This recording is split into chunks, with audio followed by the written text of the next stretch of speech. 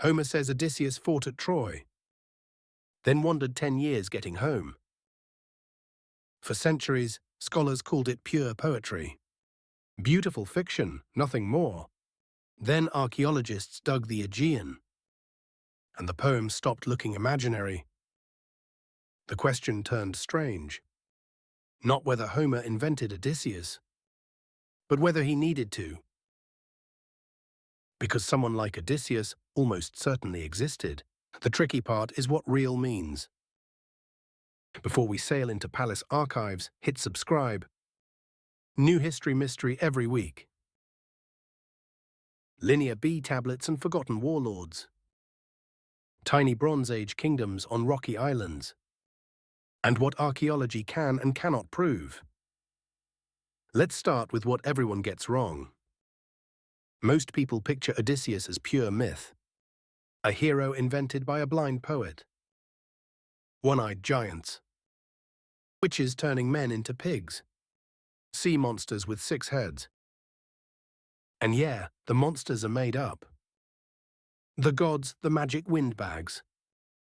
All poetic invention. So people assume the king is too. Homer wrote around 750 BC, but his world is much older. He's writing about the Bronze Age, a civilization that collapsed 400 years earlier. That's the gap between us and Shakespeare. Long enough to lose almost everything. Except the songs bards kept singing. For 4 centuries, poets memorized old tales, passing them through illiterate generations. By the time Homer wrote it down, the Bronze Age heroes were legends. But they started as something else. Real Mycenaean warlords, real kingdoms. And we can prove some existed. In the 1900s, archaeologists dug Bronze Age palaces. Pylos, Mycenae, Knossos, Thebes. They kept finding strange clay tablets, covered in a script no one could read. For 50 years, nobody could crack it. In 1952, an amateur named Michael Ventris did. The tablets turned out to be Greek.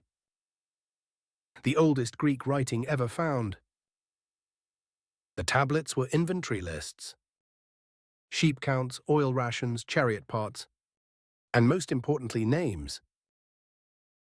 Names of kings, generals, servants.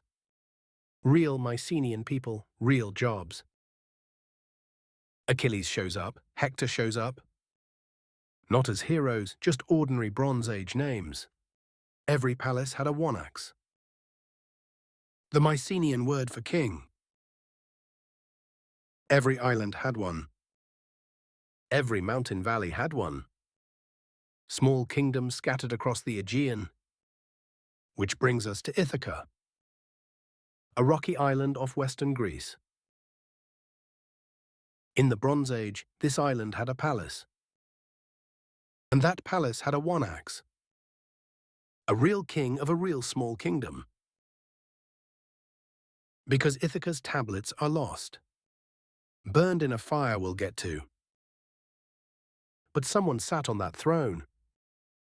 Someone Homer's ancestors remembered. Around 1200 BC, the Bronze Age ended. Palaces burned, trade networks shattered. Writing itself disappeared for centuries. Nobody's exactly sure why. Climate shifts, raiders, internal collapse. Probably all 3 at once. The palaces fell. The wanax lineages ended. Their bureaucracies became ash. In the dark centuries that followed, wandering bards sang the old names. Odysseus of Ithaca, Agamemnon of Mycenae. Real kings remembered as legends. The Bronze Age kingdoms Homer describes existed. Ithaca had a palace culture. Its wanax traded across the Mediterranean. He commanded warriors, taxed olive oil, kept records on clay tablets. We can't prove a man named Odysseus fought at Troy and sailed home. The individual is lost to fire, but the kind of person he represents, that person is unambiguously historical. Someone sat on Ithaca's throne. Someone the songs never let go.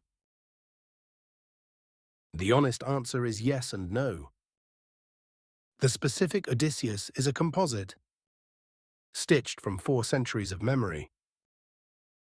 But the man he stands in for is not. A Mycenaean king of a small island, ruling at the twilight of the Bronze Age. We just don't know his name.